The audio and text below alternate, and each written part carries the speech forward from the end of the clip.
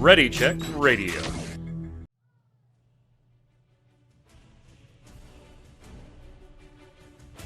Stand by as we get ready to serve up all your news this week in the world of gaming.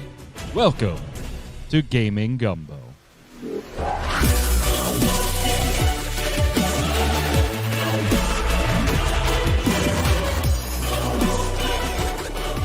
That's the music. It's Saturday. It is 7 p.m. Eastern. That means it's time for Gaming Gumbo, brought to you by Ready Check Radio. This is your gaming weekly wrap-up news podcast. And, of course, we're doing the show live over at twitch.tv/ReadyCheckRadio. If you're watching on YouTube, on listening on Spotify, head on over to the website, ReadyCheckRadio.com. That's RAIDEO.com. Give all the socials a follow. Spread the word to your friends. Bring them to the shows. Come and hang out. We got chat standing by. I'm sure they'll have lots to say. We've got a lot to talk about this week. I'm your host, Mike Byrne, and I've got my friends with me to teach you about stonks today. Mr. Jason Winter, how are you, sir? What'd you get me? What do you mean, what did I get you? It's my birthday. What'd you get me? Welcome to the show. I am, happy birthday. Some friend. He says he's my friend, but happy birthday. I don't know your birthday. Is it legitimately your birthday? I thought you were a little closer to mine. I thought you were a February baby. Nope. It legitimately is. Happy birthday, sir. Happy birthday. I guess thanks, but you didn't give me anything. I'll buy you The Witcher 3. Oh, wait, you won't play it. Also on the line, Yod, how are you? Welcome back. All right. Took that week off, which was nice. Take a week off. Yeah, we had Troy come in last week because, of course, we're going to bust his chops about all types of things, bless related. Yes, happy birthday to Jason Winter. Happy birthday. Chat happy giving birthday, you Jason. the happy birthday. Mine's in a couple of weeks, so a little show note on that one, by the way. We will still have a Gaming Gumbo next Saturday. That is the 6th of February. That show is still on. We will not have a show the following weekend, nor will Torchwick be streaming. That'll be February 13th. Both of us will be out of town for my birthday, my 40th birthday. Yay. So that's when everything started falling apart for me. that's when you had to trade the knees in, the hips in, and everything. Knees, and then now it's the shoulder. Just give them all back. We're done. We're done. Yeah, I can. Chad, if you see me doing this during the show, it just means the shoulders tighten up a little bit. I got to keep it loose. So just got to keep it loose. So, yeah, normal schedule next weekend, and then no shows the following weekend. But then we'll be right back the following Saturday. So just a week off for Gaming Gumbo. Those of you that follow the other shows, Snowbound is not impacted at all. And Relic Grind, go watch the episode we just put up. It'll explain where we're moving some shows rather than canceling them. All right, so gentlemen, let's get to it, right? Obviously, the big news in the world of gaming this week, without a shadow of a doubt, is the whole GameStop situation, the whole GameStop stock situation. Now, a small disclaimer here, just in case any of you are maniacs. We are not giving you financial investment advice on this show. To my knowledge, none of the three of us are certified accountants. We are not involved in investment management. And while we will certainly have opinions on this topic, we are not recommending buying or selling of any particular trades on Wall Street or investment advice. Seek the help of a professional if you want that type of advice. That was mostly ones, by the way. He pulled the perfect trick. Here's a 20 with some ones behind it.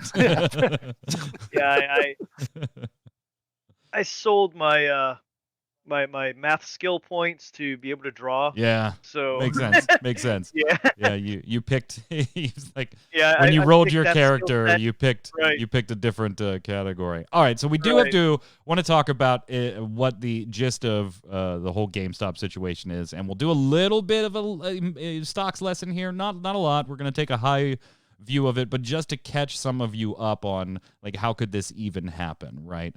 So we need to go back just a little bit. it is not true that Wall Street Bets just jumped on GameStop stock in the past week or two. They've a lot of the audience there on that Reddit has been looking at GameStop to give credit where due for a year to almost 2 years now. Now, they didn't anticipate going in this direction with things 2 years ago, but there were some people deciding to put some money into GameStop on the stock market. And most people, I think, Jason, have a basic understanding of the stock market, right? In that you want to buy shares in a company with the hope that they will go up, and at some point you will sell those shares and make a profit. I think most people get that aspect. Yeah. That's the easy part. That's the easy part. That's the easy part. But as if Wall Street wasn't dehumanizing enough, you can actually, for lack of a better term, bet against a company as well. This is called shorting, and you've probably heard that term all over the internet the past week and a half. Well, there's a few different ways to short a stock, but I'm just going to give a really basic, common example. This is not the only way you can short a stock, but it's important to know what this is, because as it turns out, while individual investors might have liked that, hey, GameStop's going to kind of rebound, I think, as they transition to this more online than brick and mortar. They bring in the owner of Chewy as a new majority stakeholder. He's got an internet-only business. He can help them make that. These are all good moves. I'm going to buy. I think it'll go up a little bit.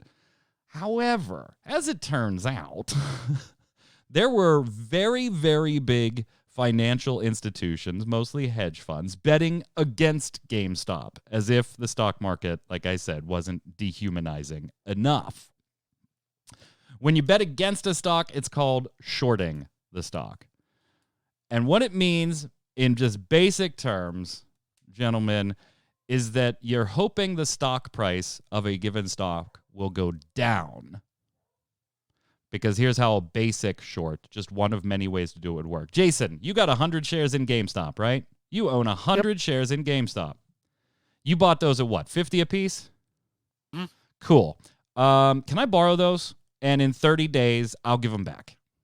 And we'll Sure. Here you go. We'll sign a contract, and Jason will maybe make some fees off of just you better give me something. For yeah, this. just the act of lending me the shares. He's probably going to get a fee or whatever the contract stipulates. But now I have Jason's 100 shares of GameStop that are worth $50 a piece right now when I borrowed them. But in 30 days or 6 months or whatever the contract says, but most of these are short term. In 30 days, I got to give those 100 shares back to Jason. But I think the price is going to go down on this stock. So what I'm going to do is I'm going to take Jason's 100 shares that I just borrowed off of him, and I'm going to sell them right now for $50 a piece and scrape $5,000 in cash. Seems pretty cool. And what I think will happen is in 2 or 3 weeks, the price is going to go down to $20 a piece. And at that point, I'll buy back 100 shares, spend $2,000, give those 100 shares back to Jason to satisfy my contract, and I scraped an easy $3,000, Yad.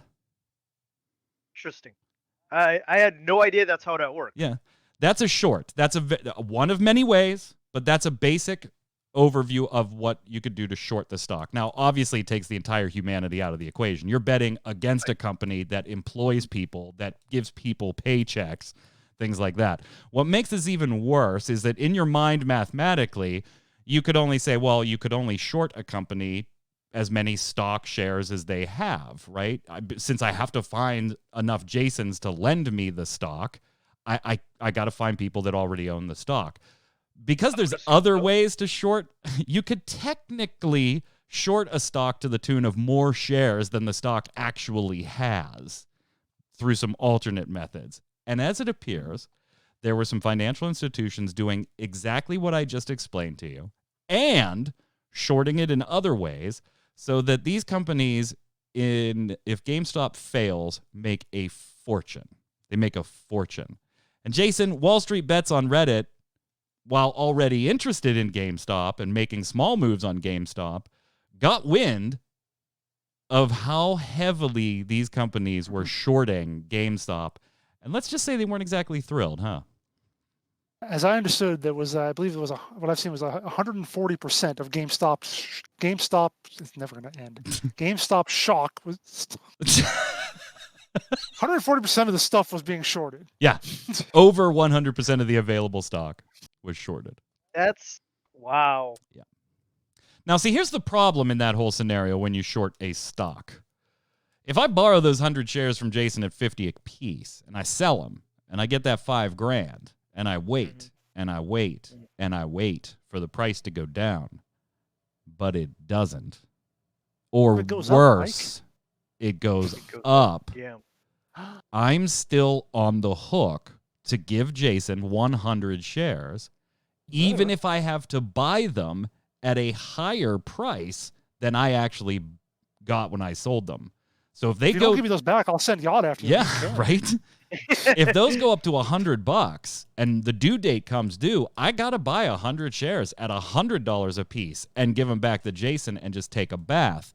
Now we're just talking about 100 shares here at low dollar amounts. Imagine when you're talking about thousands upon thousands of shares and the stock price keeps going up because Wall Street bets and individual investors start putting the pressure on by buying stock, increasing the demand, and pushing the price up. These companies are on the verge of insolvency at that point because your losses are theoretically infinite as the price continues to go up. Here's the catch-22, Yod. To get those shares back, you have to buy them. And what does buying shares do to a stock price? Makes it go up. It makes it go up even further. So this is called a short squeeze. Wall Street Bets was starting to inflate the price of GameStop stock to the point that these companies got, in specific, Melvin Financial is one big one, got very, very worried about their short positions. And so started having to buy stock to cover their ass to be able to give the stock back to people they borrowed it from or cover their other shorts. But their act of buying the shares back further inflated the stock, which made the Wall Street Bets people pretty happy because now the stock was higher than when they bought it too, which is ultimately what you want when you buy stock. So it really started putting the squeeze on the short sellers here. They got to make a move. They got to get out of their short position and buy the stock, which means a lot of wealth is going to transfer out of the super wealthy. Now, we're not going to get into like the whole Robin Hood shutting things down, which to me that's illegal and SEC needs to be all over. We're not going to get in that. This is a gaming show. We're going to keep this just to the GameStop situation, not the fallout after that. But the fallout on the company-wise was that, a lot of these companies bought out of their short positions to the tune of millions, nay, billions, actually. Between 20 and 30 billion is the estimated losses for these companies right now for shorting this stock as hard as they were shorting it, all because thousands of Redditors and individual investors like us put the squeeze on an over-leveraged short position. I mean, it's kind of a David versus Goliath story that GameStop Robin Hood against... that GameStop just happens to be in the middle of, Yod. Isn't this how gambling works, though? I mean, well, that's the thing. That Wall Street, essentially what you're doing on Wall Street. Wall Street would have you believe that not a thing that they do is gambling. And that's BS. Right. And what's funny here, Jason, is that you look at it and you go, well, isn't that pumping and dumping, which is not allowed, right? Jason and I can't own a company and unfairly influence the stock price to drive it way up and then dump our stock. That's called a pump and dump. Now, you would think, well, wait, GameStop isn't worth $200 a share or $300 a share or $400 a share or $450 a share. The company just is not worth that much. Aren't they just artificially inflating the stock price? And there's an argument, Jason, that, yeah, that is what is going on, but you can't compare it to a traditional pump and dump because these are a bunch of individual investors investing in a company. You don't have any reason to believe that they have some type of information that is leading to this decision besides, hey, I think the stock's going to go up because these short guys are going to have to get out, which is going to drive the price up, and I'm going to make some money. Good luck proving something like that. Yeah, that's been going on for, like you said, over a year and a half. So this has been a long position, a long game they've been playing, and it's not due to any sort of like short term. Like sure, the past week and a half, 2 weeks have driven it up even further. People have seen what's going on, but that's not because of, like you said, inside information, anything. Anybody at GameStop doing anything crazy. Basically, Wall Street got beat at its own game, Yod, and then all of a sudden decided we need to change the rules on the fly. I find hilarious. Because there's no other way to look at it besides a massive transfer of wealth. Yeah. You know, millions and billions of dollars coming out of very wealthy investment firms, individuals, and going to, you know, the Mikes, the Jasons, the Yods of the world. Which is great. If only. In my opinion. Yeah. You know, they want everybody to get involved in the stock market, but not if you beat us. Not if you beat us. Yeah, right. I like to think of it as like a casino when you're counting cards. Yeah. Come in and play the slots and get beat at blackjack, but not if you're doing well. Yep. Right. Yep. I mean, I don't have any compassion for any of these firms here. When you over leverage to that degree, you kind of deserve having a, you know, and that's, I told you we weren't going to get into the Robin Hood thing, but that's the one, besides being illegal in my mind, the one thing that I don't like is that, well, wait, you shut down trading of GameStop except the sell option and said it was for the investors to kind of save them because you know the stock's going to go down. You don't want Jason, you know, mortgaging his house and putting that money in there knowing that there's a chance many of these people are going to lose money.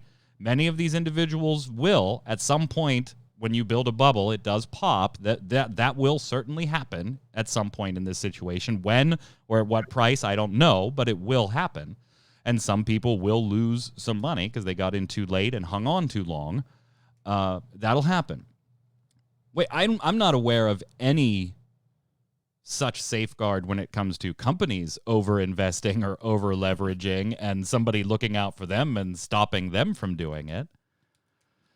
By the way, this is what happened in the 2008 crash here in the United States when you hear of some of those people that made millions on that crash. Again, the dehumanizing aspect of this. There were people that shorted the housing market. They saw that it was going to collapse, and they bet that it was going to collapse, and they made hundreds of millions of dollars on the back of you losing your house. Yeah. On the bright side, if GameStop does collapse, that's not going to be as bad for general economy as the housing market. Right. True, but it's still... All right, so now that you understand the whole situation, and we only took 15 minutes to do it, which I think is pretty good. It's not bad. Poor GameStop kind of caught in the middle here. Like, poor GameStop kind of caught in the middle here in the crossfire. The three biggest investors in GameStop, or shareholders in GameStop, I mean, they raked in tens of millions of dollars a day on paper, I should say.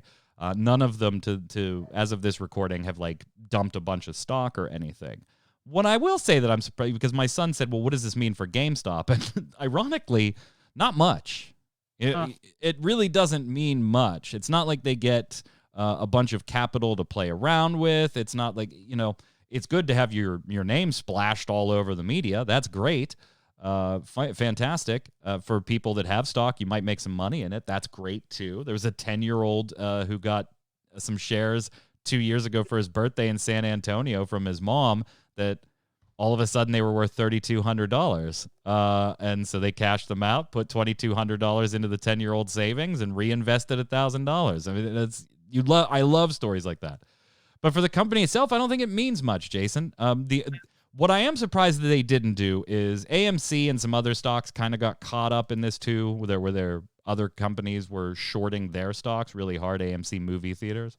AMC, when their price went up, they issued more shares and used that money to kind of restructure and eliminate like almost $600 million in debt. I was really surprised not to see GameStop do the same.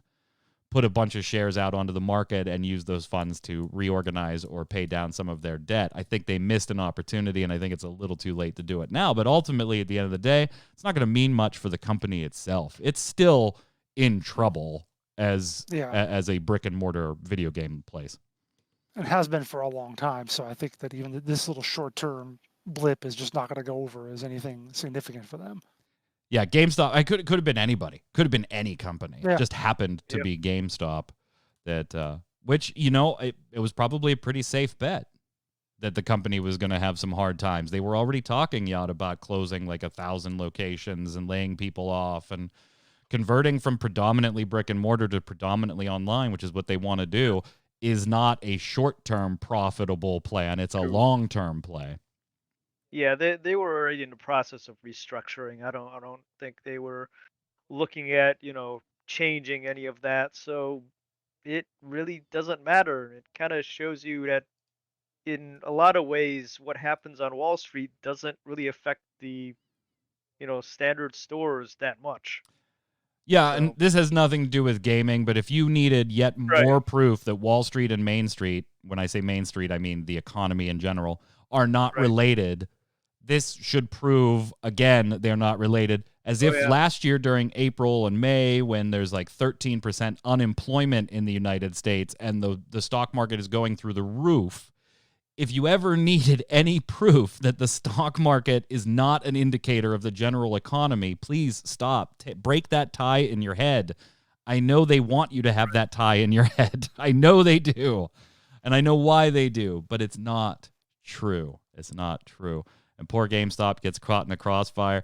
You got to be like, fuck, I'd really love to sell my 13% share in this company that I just bought 3 weeks ago, but you basically seal the deal with the company if you do it at that point. That's basically that's the amazing thing about this, is how well they've been able, the Wall Street bets especially, have been able to really keep people holding as opposed to selling. Because you got to figure, like I said, people who bought, even when it was at like, $60 or $70, that's worth whatever, quadruple that now or something. That's really hard to hold on to. You can, quadruple your money basically. Yeah, but it closed Friday at 325. And there's been after hours trading, going on here now, but we won't see the actual price until Monday morning when the stock exchange opens up. But $325, if you bought in at $13, that's pretty damn good. Yeah. You're getting a huge return. But Jason, to your point, that was the biggest part of this, was not just inflating the stock price there, but holding those shares. Because it is incredibly. Yeah, I would love to get out. Oh, no, actually, I'm wrong. The best part has been watching the financial experts and hedge fund managers on TV practically crying. Yeah, crying or shouting. Who is the one guy? This is just a bunch of common people using their stimulus checks to get back at the wealthy. Yeah. Sure. I mean, that's pretty much it. Totally. Yeah. And I understand that Wall Street bets, as Q's saying in chat, they're out to make a point right now, but to get so many non-Wall Street bets people to go along and continue trying to make the point, because it was pretty important actually that they hold the stock price there until close Friday. Since we hit the end of the month, a lot of shorts become due. So it was pretty important to hold the way they did. And unfortunately, like I saw this going on last Friday when it was about 38 or 39, and I was like, I was going to like put 5 G's in, but I was on furlough, so money was a little tight for me to be making that gamble. Tuesday morning, I was like, fuck! So I didn't do it. I didn't make millions on this one. But yeah, GameStop in the news, and now you understand exactly what's going on. Your final thoughts on it, Jason? Where do you think this actually goes from here? I don't think it's as important that they hold for too much longer. Since they got through the month. But there are going to be individuals that lose here, because when a bubble pops, it pops fast. I think it's going to hold more or less, or just kind of have a steady decline for the first maybe 2 weeks or so of February, and then come back down to maybe, and probably it's going to be like steady down, and then suddenly it's going to be like boom. Yeah. Once everyone realizes the party's over and whatnot, then I think it's going to collapse back down. Hopefully not too many people who couldn't afford it were doing it, but you'll probably hear a story or two. Yep. And I'm going to be very interested, Yod, to watch what the SEC and other regulatory organizations do on the fallout stuff, which like I said, we're not going to get too into here on blocking people from making trades who were individuals and things like that. But it's certainly very interesting as a gamer to watch. It's like gamers gamified Wall Street, and then Wall Street got pissed that they did it. I mean, they've all been practicing playing Animal Crossing, right? On how stuff works. 2020 was all, let's see what we could do with turnips. All right, now let's apply that. Exactly. Jason, you look like you're thinking about something. I'm trying to say GameStop stock short. GameStop stock short. GameStop stock short. How about I got it. GameStop's stock short squeeze? Oh, no. We're not going that far. All right, now the rest of the show today All right. is a bunch of seriously and dams. It's literally, if you saw our show notes, that's what it is. It's a seriouslys and dams. And so the first seriously goes out with a question mark to Activision Blizzard. GameIndustry.biz reporting that Activision Blizzard says, hey, interviewing diverse candidates for every opening in our company, that's just unworkable. That's just unworkable.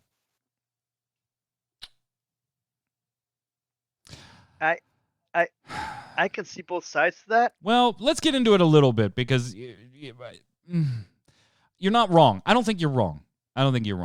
If I'm a company, I don't necessarily want anybody trying to tell me how to run my company. However, that really wasn't the ask here. So the AFL-CIO Labor Federation wanted to propose a corporate, in gaming, corporate speak, a Rooney Rule, if you're familiar with the NFL, the National Football League here in the United States.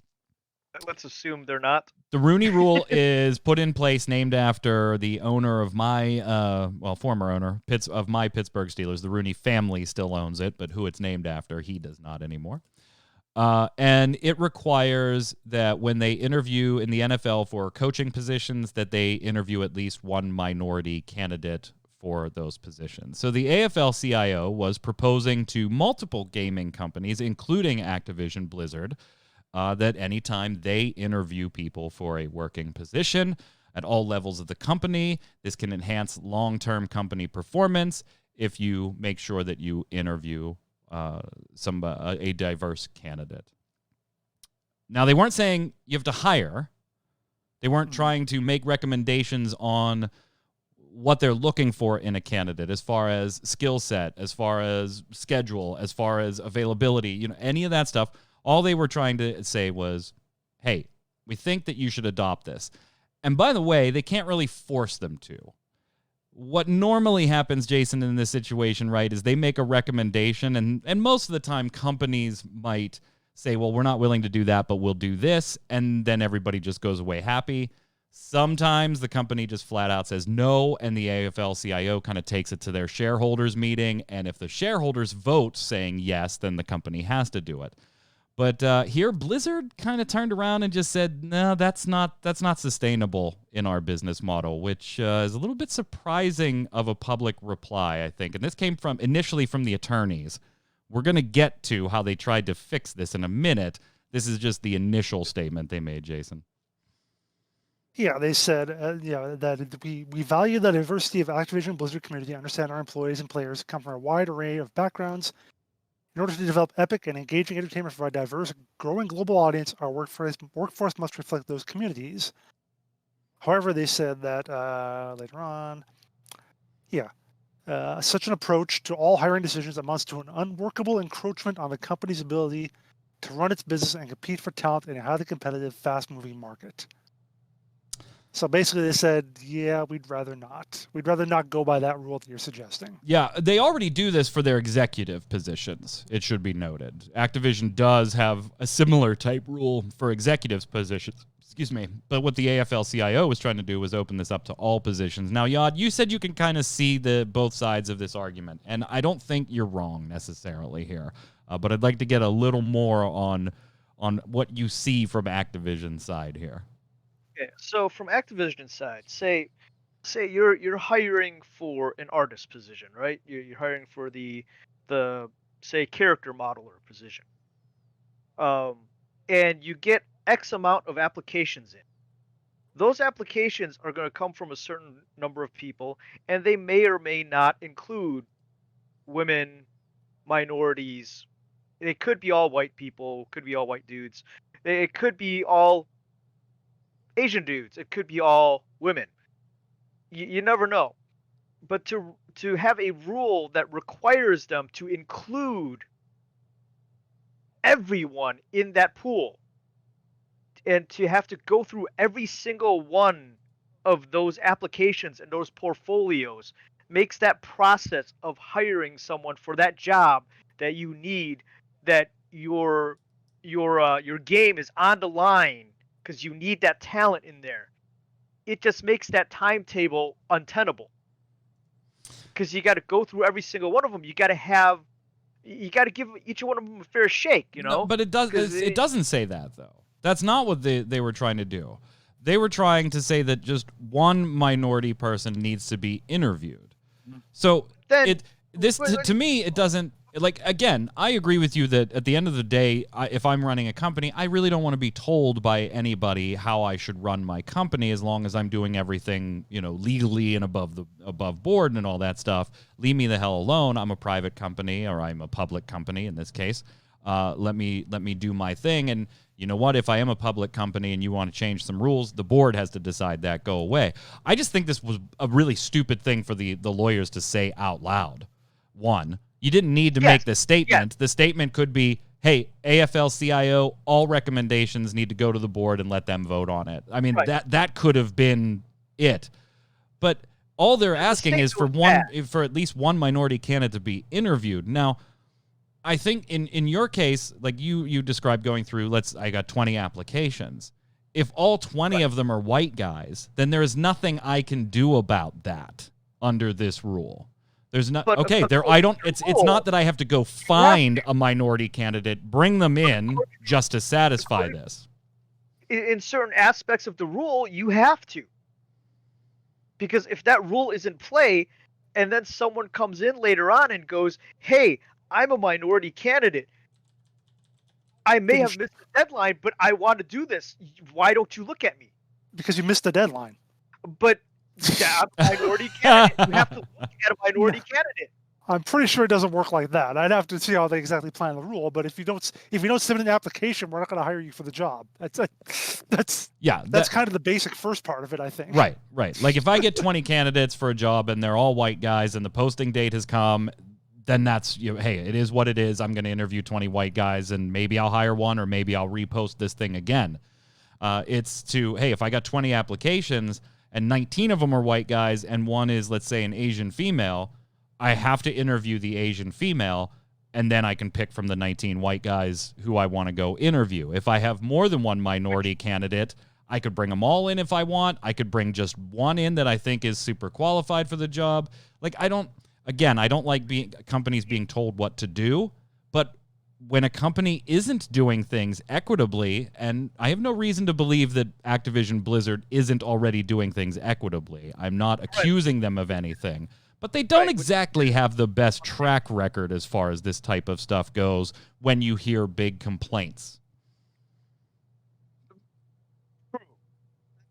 Coming from the side of being a minority and applying for jobs, there is also the aspect of when you're hired on and you're looking around at your coworkers and you think, was I hired only because, I'm that token? Right, but this rule doesn't go to that point, though. It doesn't make any requirements of the actual hirees, just the interviewees. But where does it stop, though? Because you there. start out with that. You start out with Jason, that, right there. You start out with that of you have to at least interview them. And then, nobody measures up, so you just move on and you keep hiring who you hire. And then all of a sudden they go, "Hey, wait a minute. Why don't you hire any of these people? You need to hire more of these people." And it just keeps going and going and going. You're okay. So I think I understand then where you're coming from. Let me know if this is right. You're coming more from you don't have any real problem with this ask, but you might have concerns with the potential next ask. Right. It's the door that it opens. And if you start requiring the hiring of certain checkboxes rather than the best people for the job, no matter what color they are or what sex they are, or whatever persuasion they are, that The idea, as I've understood the Rooney Rule in the NFL, the idea is, okay, you want them to occasionally hire a minority. If he says like you've got like five head coaching options and four of them are white guys, one is a black guy, you want that black guy to get an interview. You don't necessarily need him to be hired though, but hopefully he gets that interview, and maybe down the road you'll hire him for something else later on. He's maybe like the second best guy, maybe prefer the white guy, but at least this guy gets his foot in the door, gets some experience, gets experience with that interview, and maybe learns better with his next one and so forth. Maybe that'll help as well. Yeah, and I'd have to look into the Rooney Rule, but I don't think it requires that you go find, to Yod's point, a token minority interview candidate and just drag them in having not applied. I think the Rooney Rule might, but only because it's you don't like submit an application through a form to be an Right. NFL head coach. Yeah, so you kind of know the guys that are out there. Yeah. You know Eric Bieniemy exists. So that's a little different. So but they're actually Yeah. going and picking the people that they Right. want ahead of time. I would sometimes imagine in means this people thinking case, that like you need a QA person and 20 white guys apply and the posting has expired, Yeah. then you don't have to go find Yod on the street and be like, hey, could you come and interview real quick? I don't think that's what the AFL-CIO is opening up here. And again, I'm not going to tell you, Yod, that I think you're wrong. I hate the slippery slope argument. That's always a thing in this type of discussion. I can also see the side of, hey, include more people in your interviewing process. That's that's a totally Right. legit thing as well. Well, Blizzard did come out and say, hey, this was like a day later by COO Daniel Allegre. Activision Blizzard is committing to inclusive hiring practices and to creating a diverse workforce. It is essential to our mission. Vice completely mischaracterized the SEC filing made by our outside attorneys. In fact, our hiring practices are rooted in ensuring diversity for all roles. We engage in this aggressively and successfully. Our objection was rooted in the fact that the AFL-CIO proposal failed to adequately consider how to apply these practices in all of the countries we operate in, where populations may differ, right? If you have an office in Africa, you will probably get more black gentlemen to apply than if you had an office in Pittsburgh, PA, where you'll probably get more white gentlemen applying, right? Demographics Right. of the particular area your offices are in. Our games have uniquely influenced popular culture and have helped to increase tolerance and inclusion through their connectivity, as well as the heroes we portray and our stories that celebrate diversity, equity, and inclusion in so many powerful ways, unless you say something like, free Hong Kong. Go Hong Kong. In order to ensure that our games stay true to our mission to connect and engage the world through epic entertainment, we require that all candidates of all backgrounds, ethnicities, genders, races, and sexual orientations are considered for each and every open role. We aggressively recruit diverse candidates so the workforce provides the inspired creativity required to meet the expectations of our diverse 400 million players across 190 countries. We remain committed to increasing diversity at all levels throughout Activision Blizzard worldwide. Well, I would just like to say, Jason, first off, that the accusation that Vice mischaracterized what the outside attorneys said is bullshit. It's absolute bullshit. It's a direct quote that, hey, this policy leaves no room for companies' management. I'm sorry, that's the wrong quote. Where is it? Oh no. I scrolled down so that I could actually read the follow-up quote. Yeah. While the company has implemented a Rooney Rule policy as envisioned for director and CEO nominees, implementing a policy that would extend such an approach to all hiring decisions amounts to an unworkable encroachment on the company's ability to run its business and compete for talent in a highly competitive, fast-moving market. It's kind of bullshit to then come out and say Vice mischaracterized that quote. Yeah, the later one too says the proposal leaves no room for the company's management or board of directors to exercise discretion in how new hire decisions are structured. Your objection was not that they failed to think about how we operate in so many different countries and how we might not be able to do this in certain circumstances. No. If that was your argument, that was the argument that the lawyers would have made. Your argument through the lawyers was just, no, this doesn't work. It's unworkable for the way we do it. Mm-hmm. And maybe it is. That's the thing. Like maybe to his point, Yod, and a little bit to your point, Yod, they're saying, look, I can't guarantee that we could abide by that rule. Maybe I can do it here in our California branch, very ethnically diverse population, but I can't do that in, I don't know, pick a country. I can't Japan. I can't do that in Japan. You can't In our do that. Japan You office. Those are Japan. You know, Yeah, and can't do that in Hong Kong. yeah, and I think there would have been this would have been a non-story. Nobody would even know about it. They would have said, "Hey, we're not averse to adopting that policy, but hey, in the last 5 years, every position we've put on the block in Japan, Jason, we've gotten nothing but Japanese men and women. That's all. Sure. That's all we get. Applying for the jobs. So in those situations, is it okay if I only interview Japanese men and women?" No, they replied back, nope, unworkable. Can't do it. Can't do it. Yeah. It's like what you were saying earlier. If they said, usually you come back a little bit, so we can't do it this way, but we'll try it this way. Yeah, if they'd said that, fine, but they just seem to issue a straight up denial that they'd be able to do it at all. Yeah, and it's just another example of just Activision can't get out of its own way sometimes. Yep. Activision Blizzard just can't get out of its own way sometimes, man. But speaking of getting out of the way, if you want to do some driving, Get out of the way if anybody's driving a Tesla, apparently. because now you'll be able to play games as high quality as The Witcher 3 in your Tesla. Well then. Now, you could already play games in your Tesla, right? Now, it's just a new system behind it that is making it amped up and be able to run games like The Witcher. The best result or the best reply to this I saw was when Cyberpunk crashes more than your car.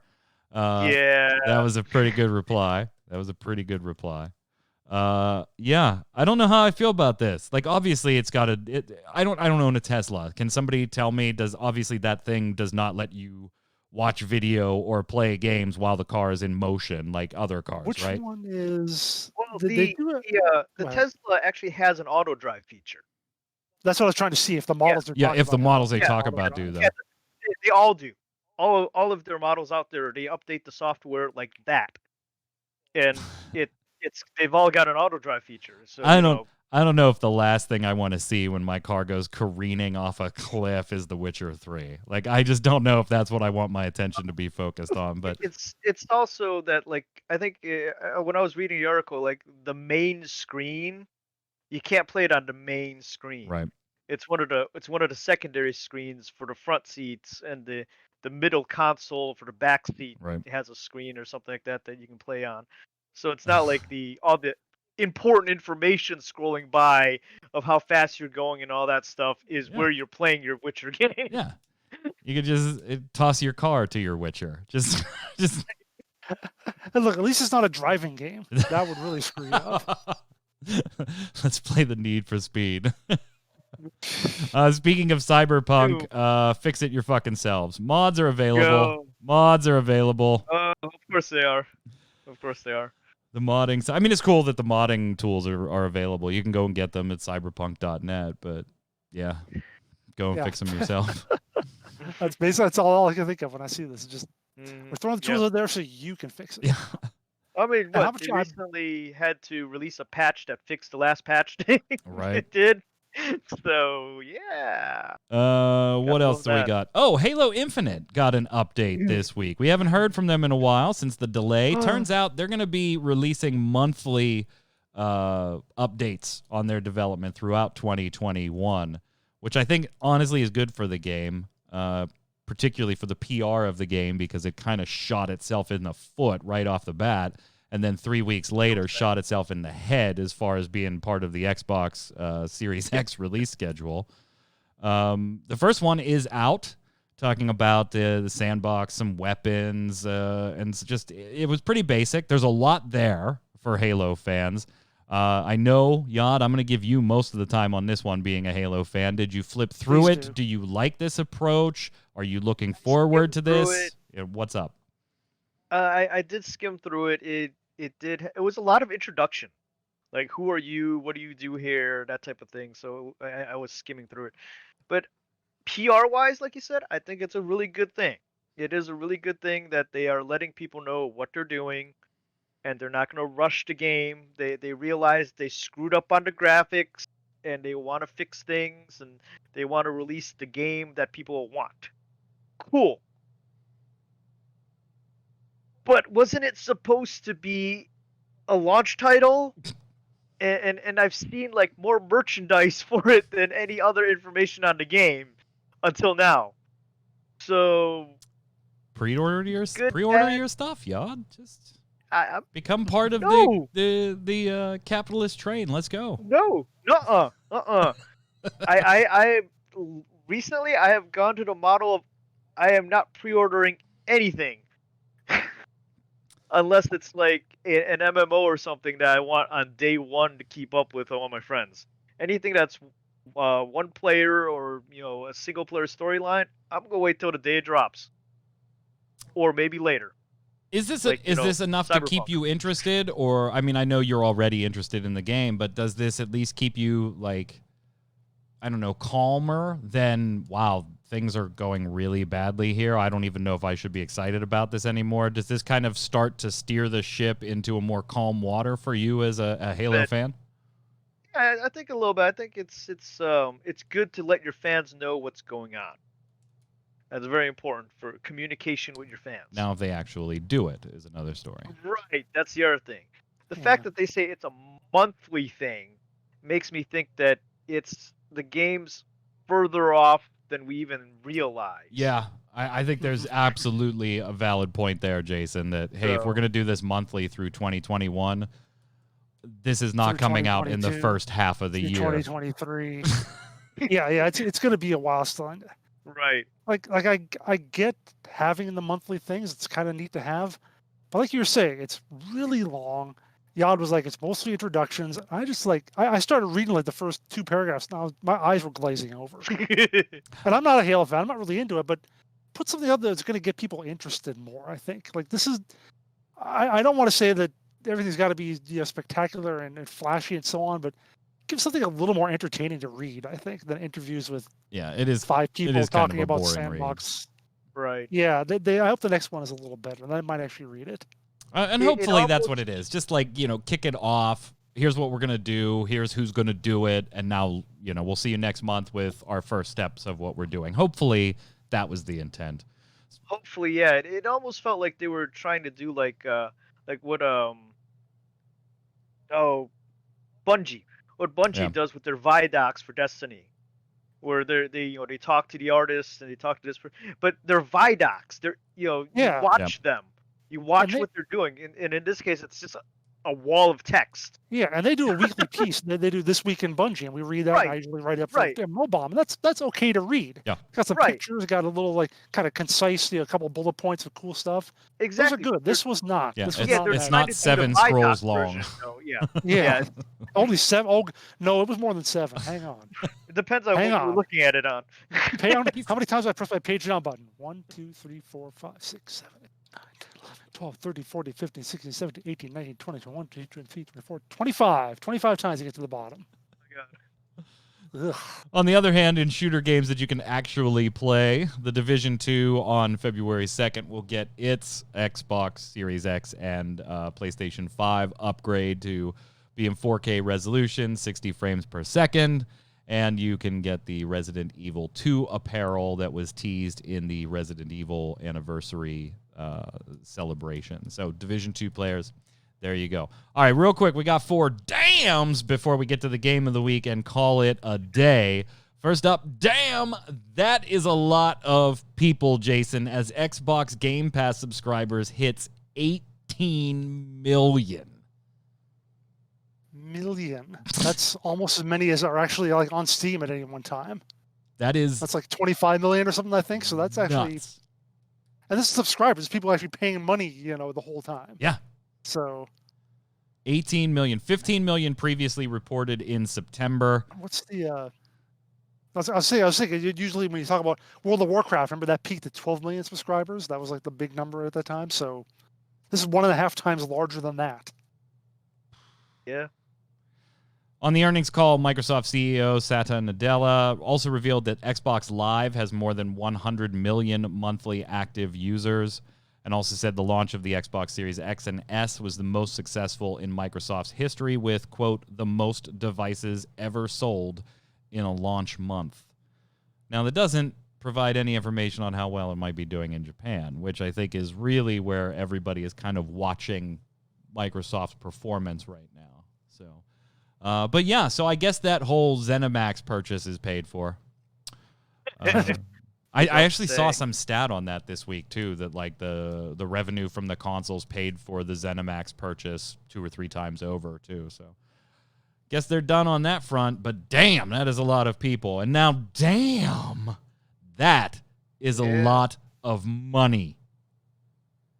We've talked about Amazon, Jason and I, many, many times. Amazon Game Studio, mostly on the free-to-play cast over on mmobomb.com, but we've also talked a little bit about it on here with New World coming up sometime this year. And we've often speculated that they thought they could get through any problem with money. And that seems to be what they tried. As GamesIndustry.biz reports that Amazon is reportedly spending nearly, Bloomberg. Nearly Jason Schreier, of course. Yeah. Nearly $500 million a year on its video game division. Now, pump the brakes, because when I initially saw that number, I was like, that doesn't seem like all that much, because in my brain, Twitch was part of their video game stuff. And so some of that 500 million was probably on various Twitch exercises or development or research or Nope. That number does not include Twitch, the streaming service that Amazon bought in 2014, nor its cloud streaming service, Amazon Luna. Remove that from the equation, too. $500 million a year, Jason, and they have not published one game. Published one, and then they unpublished it. But yeah, I remember when Star Wars: Old Republic was coming out, and we thought the budget was on that. We thought it to be around like 200 or 300 million. Yeah, and that was for the whole game, for the whole development thing. over like 4 or 5 years or whatever. Yeah. I mean, like, what can you say, Yad? That is such a huge number, and they like brought in all kinds of talent, right? Some high names or some at least well-storied names in particularly MMORPG land. But 500 million a year. How long have they been open? I don't know. How long is when were they founded? 2012 is when they said they kicked off the games initiative. Now, it might not have been 500 million right from the start. Right. So let's give them the first 4 years having not spent 500 million. In fact, we'll say the first 4 years they spent zero. They spent zero. That means in 5 years they've spent $2.5 billion. Yeah. In the last 5 years. On nothing. $2.5 billion on a game that is supposed to come out sometime later this year, and a publishing opportunity with, or a slight collaboration with Athlon Games on the Lord of the Rings MMO, and a publishing opportunity with what we presume to be Smilegate's Lost Ark. Okay. That's a lot of money. Yeah. I mean, reading that article, it's like there's apparently some bad corporate culture going on there because they keep losing people. Oh, I'm stunned. Here's my shocked and amazed face. Yeah. Corporate bad culture? No. Two left for you. Go ahead, Jason. I was going to say, when Crucible shut down, I wrote a piece on MMobile that said, the one chance they have with New World is if they actually start listening to their game developers and not having the guy in charge say, I know what's best, and taking over everything. And according to that article, that's exactly what's been happening. Yeah. That Frazzini guy is just apparently taking control of everything and stifling all the other creativity in the company. It's nuts. Two more. Here's a damn. Wait, what? So we had a damn, that's a lot of people. A damn, that's a lot of money. Here's a damn. Wait, what? Plex is launching a game subscription service. Now, if you don't know Plex, that's a streaming service for movies, TV shows, that type of thing. Also, all kinds of other stuff. But they're going to get into streaming games. And so first you say, damn, yeah. And then you hear details and you kind of say, wait, what? Because here's where we're going with this, Yod. I mean, have you ever been sitting there in your artistic chair, right? And you're like, I really want to play something right now. I want to play a game. You know what I could go for? Shit, I don't own that. I wish I could just play Missile Command right now. Or maybe some Centipede. Or some Super Breakout.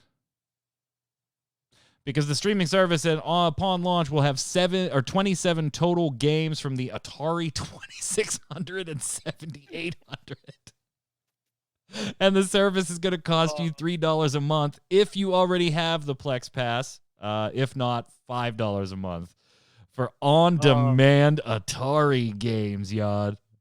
Now, I do use Plex. I do as well. I'm familiar with the system setup. I've transferred it from one computer to another, my server, before. A lot of it is community based, and a lot of what you need to do is knowing how to format things and where files live. And that's just going to be a big old cluster for video games because of how intertwined things are. So I don't know how this is going to work when they get above. Let me tell you how it's going to work. It's very easy. It's very easy. It's very easy. Unlike other game subscription services where you just sign up from your console and start playing, right? This is different. Plex Arcade has just a few requirements, and you're up and running, Jason, like this, right? Here's what you do. First, you have to have a Plex media server running on a Windows or a Mac OS computer. Okay, no Linux support because Plex uses Parsec to stream the gameplay. That means you're going to have to sign up for a Parsec account as well if you don't already have one. Log it in onto Plex. And then there's a bit more freedom when it comes down to what you can stream the games to, as Android devices that are TV supported can use there. You could use the Google Chromecast and Apple's iOS and tvOS. You can play on, they say, just about any Bluetooth-enabled controller, and it also supports you adding your own emulators and ROMs, which is nice, but it's overall a bit of a tough sell because guess what? You can just add all the fucking ROMs on the computer you started this whole thing from and not have to pay $3 to $5 a month as long as you're morally bankrupt and don't mind pirating shit. You know, it's interesting that the first line of this article said, Plex, well known as a service for streaming movies. I was like, I've never heard of it. Really? So I guess it's... No. Oh, no. I've used Plex for quite some time, yeah. Okay. Well, that's nice. Now, granted, they only recently, within the past, I want to say, year and a half to 2 years, offered their own streaming of movies where you can log into your Plex account on Plex without any friends or your own Let's server. just go ahead and not talk about what most of us use Plex for. Right. But that might be why you haven't heard of it up until now, Jason. Okay. Jason, it just means that out of the three of us, you're the least morally bankrupt. Well, maybe not. I'm not maybe the best informed of all of you. There you go. Let me say this though, that I thought about this site that I used to use a long time ago. It's still around. Console Classics. That's CLASSIX.com. And from there, they have a little emulator. You can play like almost every Atari 2600 game there is out there. Mm-hmm. And it's free and it's legal. You can pay to get other stuff as well if you want, but I don't see why I wouldn't use that instead of this thing. This thing sounds awful. This is the dumbest idea ever. That's why I said, damn, wait, they're doing this. Oh, wait, what? Wait, what? I mean, they did say they're experimenting with it. And whether the community wants it or not is if it will live or die. The answer is no. The community ain't going to want this. I know. I know the answer as well. Trust me. I know the answer. But that is what their official thing is. Because I also got an email from them saying, hey, we're trying this. Would you like to try it? And you were like, nah, I'm good. No. I can't think of a worse kickoff to your system than having lag and shit on Atari games. Right. We just like, maybe this isn't the best idea. Hold on. Centipede needs to buffer. Yeah. Give it 15 seconds. Thank God I can get my Space Invaders on. All right, last one. Damn, that is a lawsuit right there. Last one. Valve getting its rich ass sued, alleged to be abusing Steam by creating an artificial barrier of entry for game developers. Now, this one's actually, I think, a little interesting, Jason, because on the surface level, I was kind of like, this is really dumb. But then as you read into it a little more, they might have a little bit of a suit here. I'm interested in how this plays out. So the suit spotted by The Hollywood Reporter and handled by attorneys at the Ohio-based law firms Voyer Satter states that Valve's Most Favored Nations clause in its Steam distribution agreement forces developers to agree that the price of a PC game on the Steam platform will be the same price the game developers sell their PC games on other platforms. They note that Valve is abusing that clause by making it difficult for other platforms, such as Epic Games Store, the Epic Games Store or others, and the Microsoft Store, to compete against Steam. So, Jason, you can publish your game on my platform, but if you sell it for $30 here, you got to sell it for $30 everywhere. Thus, if you already have 900 games on Steam, why on earth would the consumer ever think to go somewhere else and buy it? Because they don't save anything anywhere else. Now, this, granted, is a select section of games. It's not their entire publishing library. But I think there is a little something there if you can prove that it's being abused. So my question then is, I think it's $60 Hitman 3 on the Epic Games Store. How much is Hitman 3 on Steam right now? You can't buy it on Steam right now. Oh, okay. So why is that any better than what Valve is doing? Right. If that doesn't get sued, why wouldn't this? Well, because there's a contract between IO Interactive and Epic Games. There's an exclusivity and there's a contract deal. we're talking about right here on Steam that says you have to do it at this. So, right, but then the inclination is if you don't do this, you don't get on Steam at all. And if you don't give Epic an exclusive, maybe you don't get it. Well, maybe they probably would still get it on Yeah. there, I guess. But there's money changing hands. Epic is paying IO money, so there's a contract still. So right, and in if this that one's not in this legal, way, why though, isn't Steam is this? not paying to say, hey, keep the price the same, and here's sure. a little kickback. They're just saying, if you want to Yeah, even do business with us, you got to stay at the same rate.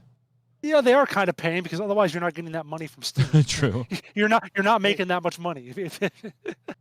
So I don't know. I don't think this is actually going to really go anywhere. I only think it does, Yad, because of how, and one of the points they make in the article is that they focus on in the lawsuit, and I think it's their best point. Whether it'll go anywhere or not, I don't know. I think they have an argument to be made, is the only point that I'm saying. I don't think a judge is going to immediately say yes. Yeah. But they're saying, hey, Steam is the dominant platform for game developers to distribute and sell PC games to people, and because of that, this is unfair across the board. I think that is the most compelling argument to make. Now, whether it'll hold legal water, again, you have to prove it's being abused and not, That's the whole thing, is if it's being abused, and if there's you have to have the same, is it the same price in perpetuity forever? No, Or is Steam it sales, man. new Steam games? sales. Right. Right. So, there's going to be Steam sales, there's going to be PS4 sales, there's going to be, Xbox sales or whatever. So sales are going to happen. So the rule, if it's not in perpetuity, then, it's like, you can raise the argument, but I don't think it's going to hold water. Like Jason said, every platform has some kind of contract, some kind of rule that you got to go by. It's like saying, predominantly people are now using iPhone, and iPhones are charging, or it has whatever extra contract that you have to do with them. They can't do that. Well, why not? You want to use their platform, you got to sign the contract. You got to click that user agreement. I mean, this definitely does put a pinch in that. Like, you want to be Epic and say, hey, Jason, that game, I'm going to subsidize your game actually. Sell it on my platform for $20. I'll give you the other 10 that you normally would make if you sold it for 30 because I want to entice competition away from my competitors to the Epic Steam or to the Epic Game Store. You know, obviously, if Jason turns around and says, hey, I can't because of my contract with Steam, that sucks. It does stifle competition, but does it create a monopoly on it, which, again, is the argument here, I think. I don't know.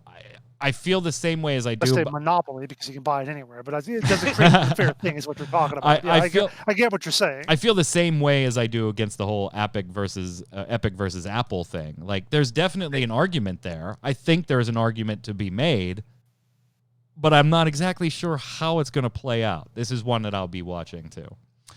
It's definitely interesting. Let's finish it up with our games.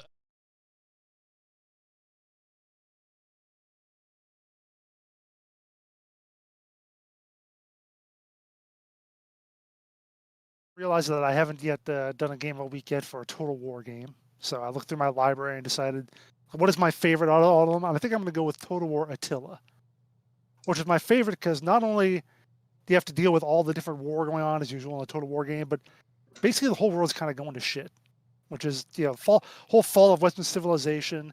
You got climate change coming down, making it harder to grow food and feed your people. So I really like the challenge of Total War Attila, and that is my favorite Total War game. Awesome. I'm going to go with The Medium, which just came out this week for PC and for the Xbox. If you have Game Pass, it is on there as well. It's a psychological horror type game in 2 realities. I'm not very far into it, so I don't know if the whole game is a payoff, but I am enjoying the atmosphere so far enough to give it a recommendation, and I'm going to keep trying it out. I am planning on streaming some of it next week. We'll probably start over just so nobody's lost, but on Monday's stream. So I'm going to go with The Medium. Now, whether the payoff is there, I don't know. Yad? Recently I just saw another streamer play a game that I didn't even know existed that I want to check out called and it's if you're familiar with the cartoon series or whatever, Voltron VR Adventures. So it's actually a VR game where you actually play one of the pilots. And it looked like a lot of fun. That could be fun. But it's a VR game. Yeah, it is a VR game. Jason won't play it. He's done. Checked out. But maybe it's not for you. Yeah. Is that a rule? Can we choose games that we haven't played but we think look cool? Yeah, absolutely. Okay. Yeah. Cool. I mean, I picked The Medium, and I'm probably about 15 minutes to half an hour into it. You know, so Okay. That's why it's no big deal for me to start over on Monday on my stream Monday night. Well, that is our show, chat. Make sure that you check out the comments on Ready Check Radio. Let us know who won Game of the Week for the 3 of us. And while you're hanging in chat here, forgive us when we're done here. We'll go dead for about 30 seconds, but then we're going to be bringing up Mr. Torchwick. How are you, sir? I'm doing pretty good. What about you? You finished Final Fantasy VI last week. You beat Kefka. Is it still number 2 on your list now that you're done? Yes, it's still number 2. Final Fantasy IX has it beat out, but it's a very close second. All right, I guess there's no accounting for taste. What are we streaming now? Okay. You started a new game older than you, since that's your whole thing. Games older than me. What game did you start for the second half of your stream last week that you're gonna go into today? We're playing some original Fallout, back when it was still turn-based and strategy, not shooter. I heard you were a little shocked by how it played when you first started. Okay, so I knew it was going to be slower than what Bethesda's making now, for obvious reasons. It's turn-based and still. But I didn't expect this slow, is all. Like, it's still like an action RPG, or at least it's titled as such, and so I was still expecting a little more action. Well, chat, if you want to check out Torchwick playing some Fallout, the original Fallout, hang tight in chat here as we wrap up the show. We'll see you, Torchwick, in just a few minutes. Next week, we will be back for Gaming Gumbo, and then we'll be off the following week once again. Until next week, Yad, where can everybody find you? Yada Artworks on Twitter, Yada Artworks on Facebook, right here in front of my desk at this camera. Mr. Winter. Every Saturday. Can we actually find you? Can we actually just go to your house and look at you? Technically, yes. I don't really leave. That's so yeah. No, wait, he's armed. I don't want to do that. Yeah, don't do All that. right. Don't do that. Go. You find me on Twitter at Winter Informal, streaming at twitch.tv/JasonWinter. I'm Mike Byrne. You can follow me personally right there on Twitter at MagicMan1. But more importantly, follow at RC Radio and come on by for any of our shows or streamers. Until next time, gang, stay safe, and we'll see you on the server. Later.